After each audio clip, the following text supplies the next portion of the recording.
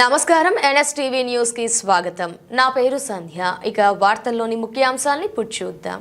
మహాత్మా గాంధీ జాతీయ గ్రామీణ ఉపాధి హామీ పథకాన్ని కొత్త రూపును తీసుకువచ్చి నేటి పరిస్థితులకు అనుగుణంగా అందరికీ మేలు కలిగే విధంగా వికసిత్ భారత్ జీరామ్జీ పథకం రూపుదిద్దుకుందని కొత్తపేట ఎమ్మెల్యే బండారు సత్యానందరావు పేర్కొన్నారు. దీనితో ఉపాధికి మరింత గ్యారంటీ రాబోతుందని ఎమ్మెల్యే బండారు అన్నారు. కొత్తపేట గ్రామ పంచాయతీ సర్పంచ్ బూసి జయలక్ష్మి భాస్కర్ రావు అధ్యక్షతన జరిగిన గ్రామ సభలో ఆయన పాల్గొని ప్రసంగించారు. 125 రోజుల వేతన ఉపాధి హామీతో పాటు నీటి భద్రత, రైతాంగానికి మేలు చేసే విధంగా వికసిత్ భారత్ జీరామ్జీ ఉండబోతుందని తెలిపారు. ప్రజలకు ఉపయోగపడే ఆస్తులు ఏర్పాటు చేసే విధంగా మౌలిక సదుపాయాల కోసం, రహదారుల అనుసంధానం కోసం, గ్రామ పంచాయతీ భవనాలు, పాఠశాల గదుల నిర్మాణం, పారిశుద్ధ్య నిర్వహణ కోసం ఈ పథకం ఉపయోగపడుతుందన్నారు. ఉపాధికి మరింత గ్యారంటీ వస్తూ ఉంది. గతం కంటే మెరుగ్గా ఈనాడు ఉపాధి అందబోతా ఉంది. 125 రోజుల పని హామీ కాదు, ఆ పని హామీతో నీటి భద్రత కోసం కానీ, గ్రామంలో ఉన్నటువంటి మౌలిక వసతుల కల్పన కోసం కానీ, డిజిటల్ పారదర్శకత కానీ, రైతాంగానికి ప్రధానంగా వ్యవసాయ ఆధారిత రాష్ట్రమైనటువంటి మన రాష్ట్ర ప్రజానికానికి, రైతాంగానికి మేలు చేసే విధంగా ఈ వికసిత్ భారత్ జీరామ్జీ ఉండబోతా ఉంది. దానికి కొత్త రూపం ఏదైతే Viksit Bharat guarantee for Rozgar and Ajeevika mission గ్రామీణగా అమల్లోకి రాబోతా ఉంది. దానికోసం ఈనాడు ఈ గ్రామ సభల్లో మనం మాట్లాడుకుంటా ఉన్నాం. ఈ పథకంలో ఇంకా మంచి చట్టాలు, ఈ పథకం ఏ విధంగా మెరుగ్గా ఉంది, ఈ పథకాన్ని ఇంకా ఏదైనా ముందుకు తీసుకెళ్లే ఆలోచనలే ఉన్నాయి. ఈ యొక్క గ్రామ సభల్లో కూడా తెలుసుకోపోతా ఉన్నాం. ఉపాధికి మరింత గ్యారంటీ, గ్రామీణ ప్రజలకి మరింత గ్యారంటీ, 25% లాభం. గతంలో 100 రోజులు, నేడు 125 రోజులు. గతంలో రైతులకి వ్యవసాయ సీజన్లో ఒకేసారి రావడంతో ఆ పనులకి ఈ పనులకి ఇబ్బందులు. వ్యవసాయ పనులకు వెళ్తే 10 రూపాయలు ఎక్కువ వస్తాయి, ఉపాధి పనికి వెళ్తే 10 రూపాయలు తక్కువ వస్తాయి అనే ఆలోచనతోటి సతమతమయ్యే వ్యవసాయ కూలీ రంగానికి ఈనాడు 60 రోజులు పాటు వ్యవసాయ పనుల సమయంలో కాకుండా మిగతా రోజుల్లో 125 రోజులు ఉపాధి హామీ గ్యారంటీ లభించడం అనేది చాలా మంచి కార్యక్రమంగా, పేద ప్రజానికానికి మేలు చూసే కార్యక్రమంగా నేను తెలియజేస్తా ఉన్నాను. మన ఆస్తులకి, మన తాతలో, మన ముత్తాతలో, మన పిత్తార్జితమో, పూర్వార్జితమో, స్వార్జితంతో డబ్బులు పెట్టి కొనుక్కున్నాయో, లేకపోతే మన తండ్రులు మనకి ఆస్తులు పంచినాయో, కూతురికి లేకపోతే తండ్రులు తల్లులు ఇచ్చినాయో, మన రక్షణ లేకుండా వాళ్ళ కంట్రోల్లో వాళ్ళ ఇష్టానుసారంగా దాని మీద అదుపు చేసే చట్టం ల్యాండ్ టైటిలింగ్ యాక్ట్ రద్దు చేయడం జరిగింది. ఆ పాస్బుక్లన్నీ కూడా వాళ్ళ సొంత ఆస్తులాగా, సొంత జాగీర్లాగా పార్టీ రంగులు వేసుకుని, అప్పుడు ముఖ్యమంత్రి జగన్మోహన్ రెడ్డి గారి ఫోటోలు వేసుకుని మన ఆస్తులు, మన భూములకే వాళ్ళు ఇచ్చినట్టుగా, వాళ్ళ తాతగారు ఆస్తి ఇచ్చినట్టుగా మనకి పాస్ పుస్తకాలు ఇవ్వడం జరిగింది. చంద్రబాబు నాయుడు గారు ఎన్డీఏ కూటమి ప్రభుత్వం రద్దు చేయడం జరిగింది. రాజముద్రతోటే పాస్బుక్లు పంపిణీ చేయడం జరుగుతూ ఉంది. రీసర్వేలో చాలా తప్పులు జరిగాయి, చాలా గందరగోళం ఉన్నాయి. రెవెన్యూ సదస్సులు పెట్టారు, లక్షలాది ఒక అప్లికేషన్లు వచ్చాయి, సరిచేయమని సరిచేస్తూ ఉన్నారు. సరిచేసి ఇప్పుడు పుస్తకాలు అందిస్తూ ఉన్నారు. ఇంకా కూడా అందులో తప్పులు ఉండొచ్చు, ఉంటే మళ్ళీ అప్లై చేయండి, మళ్ళా సరిచేసి మళ్ళీ కొత్త పుస్తకాలు మళ్ళీ రాజముద్రతో ఇస్తారు. కానీ ప్రస్తుతం సాధ్యమైనంత మేర సరైపోయి ఎలా ఎక్కడైతే రీసర్వే పూర్తయిందో అక్కడ అన్ని చోట్ల కూడా పుస్తకాలు అందివ్వడం జరుగుతూ ఉంది. ఈ వికసిత్ భారత్ జీరామ్జీ ఆ లక్ష్యాలు కూడా మీరు మీ ముందు ఉంచుతున్నా. మరి ఇక ముఖ్యమైన గ్రామీణ వసతులతో పాటు పనులే కాదు, దీర్ఘకాలిక ఆస్తులు అంటే ఎస్సెట్స్ క్రియేషన్, ప్రజలకు ఉపయోగపడే ఆస్తులు, తాత్కాలికమైనటువంటి నిధులు వినియోగం కాకుండా ప్రజలకు ఉపయోగపడే ఆస్తులు ఏర్పాటు చేసే విధంగా కూడా ఈ పథకాన్ని తీర్చిదిద్దుతూ ఉన్నారు. వాతావరణ మార్పులకు అనుగుణంగా నీటి భద్రత కోసం, రోడ్ల అనుసంధానం కోసం, మౌలిక వసతుల కోసం, జీవనోపాధి కోసం, లేదా జలాల సంరక్షణ కోసం, నీటి భద్రత కోసం, చెరువులు కానీ కుంటలు కానీ భూగర్భ జలాల ఎదుగుదల కోసం, సాగునీటి కాలువలు తవ్వకాల కోసం, బావుల తవ్వకాల కోసం, అంటే మన ఏరియాలో ఉండవు కానీ సాగునీటి కాలువల తవ్వకాలకు కూడా ఉపయోగం ఉంది. గ్రామీణ వసతుల్లో రోడ్లు కానీ, కలవట్లు కానీ, గ్రామ పంచాయతీ భవనాలు కానీ, అంగన్వాడీలు కానీ, పాఠశాల గదులు కూడా ఇందులో చేర్చడం జరిగింది. ఈ యొక్క పథకంలో భాగం త్రాగునీరు కోసం కానీ, పారిశుద్ధ్యం కోసం కానీ, ఇప్పుడే పారిశుద్ధ్యం మనం చూసాం. మన పారిశుద్ధ్య కార్మికులు మన కోసం, మనం ఎవరి చేయలేని పని పారిశుద్ధ్య కార్మికులుగా మన గ్రామంలో పేరుకుపోయిన చెత్తని ప్రారదోలడం కోసం, మన ఆరోగ్యాలు కాపాడటం కోసం, మన గ్రామాన్ని పరిశుభ్రంగా ఉంచడం కోసం గ్రామ పారిశుద్ధ్య కార్మికులు ఉత్తమోత్తమైనటువంటి సేవలు వాళ్ళు అందిస్తూ ఉన్నారు. అదే కార్యక్రమం మనం చేయమంటే ఎంత మనకి ఉపకారం చేస్తారన్నా మనం ముందుకు వెళ్ళలేని పరిస్థితి. గ్రామ పారిశుద్ధ్య కార్యక్రమాలుగా వారిని ఈరోజు ఇప్పుడే సత్కరించుకున్నాం. వారికి హృదయపూర్వకమైనటువంటి నా యొక్క అభినందనలు, వారు చేస్తున్న సేవల గుర్తింపుగా నేను తెలియజేస్తా ఉన్నాను. చప్పట్ల ద్వారా గట్టిగా వారిని అభినందించవలసిగా మిమ్మల్ని కూడా కోరుకుంటా ఉన్నాను. ఎందుకంటే కొత్తపేటే కాదు, భారతదేశం, ఆంధ్రప్రదేశ్ రాష్ట్రం ఒక స్వచ్ఛ రాష్ట్రంగా, చెత్త రహిత గ్రామంగా, గార్బేజ్ ఫ్రీ విలేజ్గా, చెత్త రహిత కొత్తపేటగా మార్చుకోవాల్సిన అవసరం ఉంది.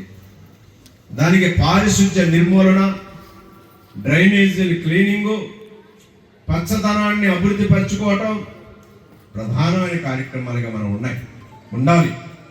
మన ఇల్లు బాగుంది, బ్రహ్మాండంగా ఇంటీరియర్ చేయించుకున్నాం, అన్ని రకాల ఎలక్ట్రానిక్ వస్తువులు పెట్టుకున్నాం, తలుపులు వేసేస్తాను, దోమలు రాకుండా మెస్సలు వేసేస్తాను, నేరకు ఏమీ కాదు అనుకుంటే, నీ పరిసరాలు పరిశుభ్రంగా ఉండకపోతే, నీ వీధులు డ్రైన్లు పరిశుభ్రంగా లేకపోతే, నీ ఊరు పరిశుభ్రంగా లేకపోతే నువ్వు అనారోగ్యాల పాలైనట్టే. బాగుంటే నీ ఇల్లు బాగుంటే నువ్వు బాగున్నట్టు కాదు. నీ ఊరు అంతా బాగున్నప్పుడే నువ్వు బాగున్నట్టు అవుతావు, నువ్వు అనారోగ్యాల పాలవ్వవు. నువ్వు తాగే మంచినీరు కలుషిత నీరు కాకుండా ఉండాలి. నీ చుట్టుపక్కల ఉండేటువంటి ఈ చెత్త చెదారాలు, క్రిములు, వ్యాధులు చంటి పిల్లలకి అందుకోవడం, లేదా అలా ఇమ్యూనిటీ పవర్ లేని వారికి, పెద్ద వయసు వారికి రకరకాలైనటువంటి జబ్బులు రావడానికి కారకులయ్యేయి ఈ చెత్త చెదారం, డ్రైనేజ్. దాని మీద మనం పోరాటం చేయవలసిన అవసరం ఉంది. దాన్ని అరికట్టాలి, దాన్ని తగ్గించాలి, పరిశుభ్రతను పెంచాలి. దానికి బాధ్యత ప్రతి ఒక్కరూ తీసుకోవాలి. ఎమ్మెల్యే గారు చేస్తాడు, ఎమ్మెల్యే గారు వచ్చి రోడ్లు శుభ్రం చేస్తాడా, డ్రైన్ శుభ్రం చేస్తాడా? పంచాయతీ ప్రెసిడెంట్ గారు చేస్తారా? ఎండీ గారు చేస్తారా? తహసీల్దార్ గారు చేస్తారా? మనమే చేసుకోవాలి. ఆ పారిశుద్ధ్య కార్మికుల సహకారంగా ఉండాలి. మన ఇంట్లో చెత్త అంతా పట్టుకొచ్చి కొన్ని డబ్బాల్లో వేసి ఏదో ఒక మూల పెట్టి వాళ్ళు పట్టుకెళ్ళేలా మనం చూసుకోవాలి.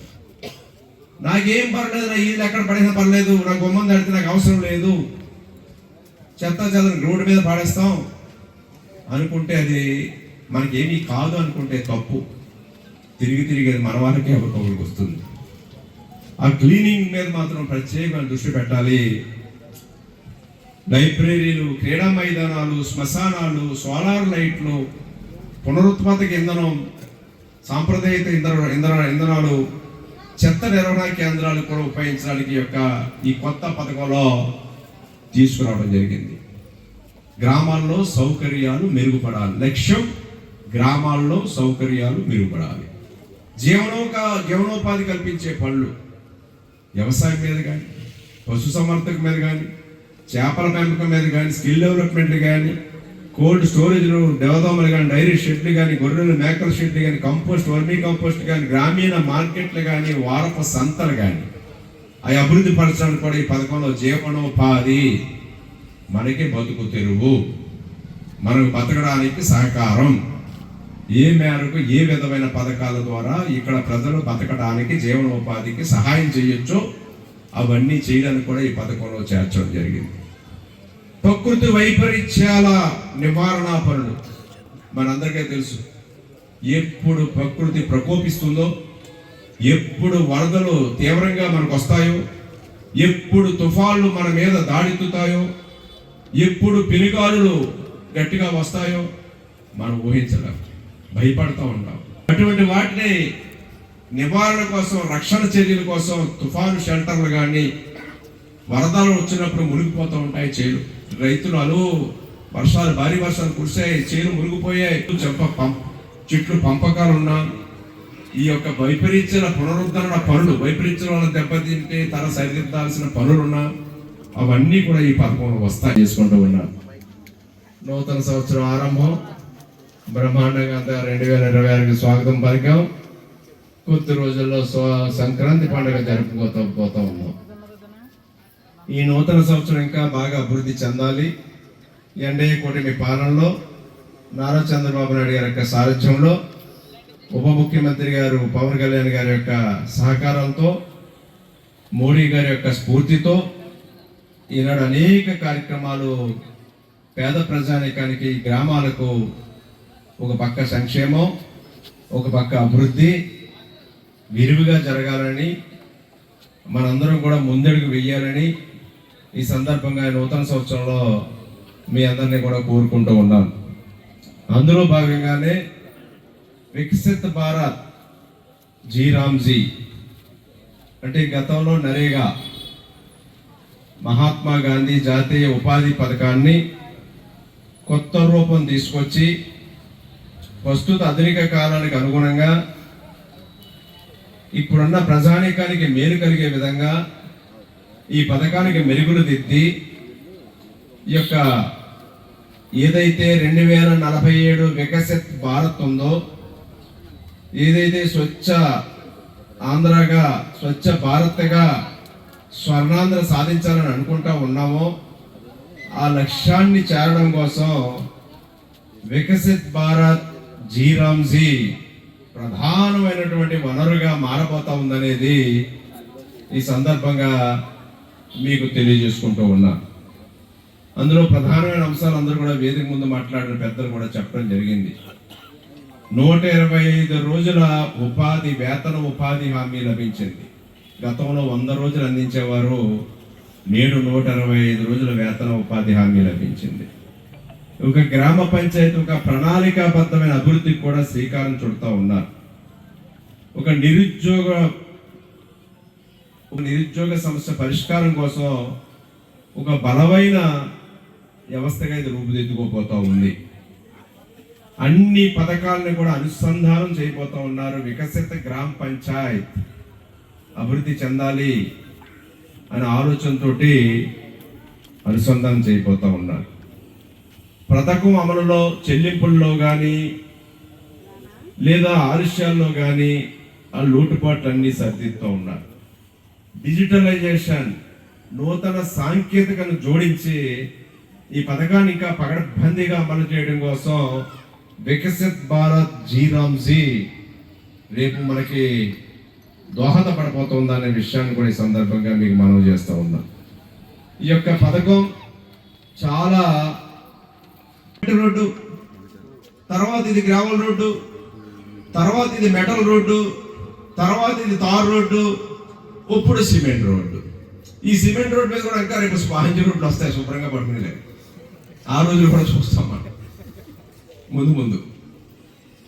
అది ఆ రకమైన అభివృద్ధిని, దాన్ని బట్టే చట్టాలు మారాలి, పథకాలు మార్పులు తేవాలి. అందుకే ఈ పథకాన్ని మార్చారు. ఇంకా పారదర్శకంగా, ఇంకా పర్యవేక్షణ బాగుండేలా, రాష్ట్రాలు కేంద్రం కలిపి పనిచేసేలా వచ్చిన వారికి నేడు 125 రూపాయలు రావడానికి అవకాశం ఉంది. ఇవన్నీ కూడా చాలా, మీ ఎల్పిఎం ఎంత ఉందనేది కూడా తెలుస్తుంది. ఆ భూమి ఎంత ఉంది అనేది ఎఫ్ఎంఈతో పాటు మీ ఎల్పిఎం, మీ యొక్క లొకేషన్, ఆ ల్యాండ్ లొకేషన్, ఇవన్నీ కూడా ఒక సెల్ ఫోన్లో మీరు ఆ క్యూఆర్ కోడ్ స్కాన్ చేస్తే అవన్నీ రైతులకు అర్థమయ్యి తెలిసే విధంగా నూతనంగా డిజిటలైజ్ సాంకేతికతో జోడించి ఈ పాస్బుక్లు ఇవ్వడం జరుగుతూ ఉంది. ఇంకా పూర్తిగా రెవెన్యూ తప్పులన్నీ సరైపోయాయని మేము అనం కానీ, ఎందుకంటే నా భూమి ఉంది, 10 సెంట్లు తక్కువ వస్తుంది. ఈయన భూమి ఉంది 10 సెంట్లు ఎక్కువ వస్తుంది. నా 10 సెంట్లు తక్కువ వచ్చిందని ఈయన అడిగితే నేను ఒప్పుకోను అంటున్నాడు. ఈయన ఒప్పుకుంటేనే కానీ నేను సరి చేయలేని అంటున్నారు తహసీల్దార్ గారు. ఇలాంటి సమస్యలు ఉన్నాయి. ఎవరి భూమి ఎంత అనేది, ఎవరి రికార్డ్ ఎంత అనేది అవన్నీ కూడా చక్కబెట్టాల్సిన అవసరం ఉంది.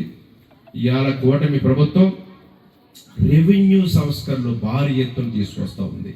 మన జనవరి 1నే కొన్ని నిర్ణయాలు కూడా తీసుకోవడం జరిగింది. ఏదైతే 22A భూములు వాటిని ఏమైనా అర్హులు ఉంటే రికార్డ్స్ ప్రకారం కూడా వెంటనే తొలగించమని. ఇదివరకు నా భూమి ఉంది, పక్కనే ఎండోమెంట్ దేవాదాయ భూమి ఉంది, రెండూ కలిపి ఒకటే ఎక్స్టెంట్, ఒకటే సర్వే నెంబరు, సబ్ డివిజన్ లేదు, లేదా నా భూమి వేరే నెంబర్ ఆ నెంబర్ అయినా నా భూమి ఈ భూమి కలిపి కూడా దేవస్థాన భూమి కింద 22A1లో పెట్టేయడం జరిగింది. ఇవన్నీ కూడా సరిచేసేది ఇప్పుడు గ్రామ కంటాలు కానీ రకరకాలైనటువంటి సమస్యలు, రెవెన్యూ సమస్యలు ఏమున్నాయో వాటిని నుంచి పరిష్కరించే దిశగా ఏనాం భూములు కానీ, చుక్కల భూములు కానీ, డీకేటీ భూములు కానీ, సర్వీస్ ఏనములు కానీ, డి పట్టాలు కానీ, మాజీ సైనికులు కానీ, స్వాతంత్ర సమరయోధులు కానీ, ఇవన్నీ కూడా రెవెన్యూ రికార్డ్స్ అందరూ చక్కబెట్టే పని. ఎందుకంటే నాశనం అయిపోయింది రెవెన్యూ రికార్డ్స్. వాటిని చక్కదిద్ది డిజిటలైజేషన్ చేసి సాధ్యమైనంత మేర రైతాంగానికి, ప్రజలకు ఇబ్బందులు తొలగించే దిశలో ఈ ఎన్డీఏ కూటమి ప్రభుత్వం సులభమైన, సరళమైన, తేలికపాటి నిర్ణయాల కోసం అధికారాలను కూడా జాయింట్ కలెక్టర్ చేసే అధికారాన్ని తహసీల్దార్ గారికి ఇవ్వడం జరిగింది, లేదా కొన్ని ఆర్డీఓ గారికి ఇవ్వడం జరిగింది. ఆర్డీఓ గారు చేసే నిర్ణయాల్ని తహసీల్దార్ గారికి ఇవ్వడం జరిగింది. ఇదివరకు జాయింట్ కలెక్టర్ దగ్గర తిరగలేని వారు తహసీల్దార్ గారి దగ్గరికి వెళ్తే పని చేసి పెట్టే పరిస్థితి. ఈనాడు 9 అధికారులు ఎన్నో తహసీల్దార్కి ఇచ్చారు, 8 అధికారులు ఎన్నో ఆర్డీఓ గారికి ఇచ్చారు, 17 అధికారాలు కిందకి డీసెంట్రలైజ్ చేయడం జరిగింది.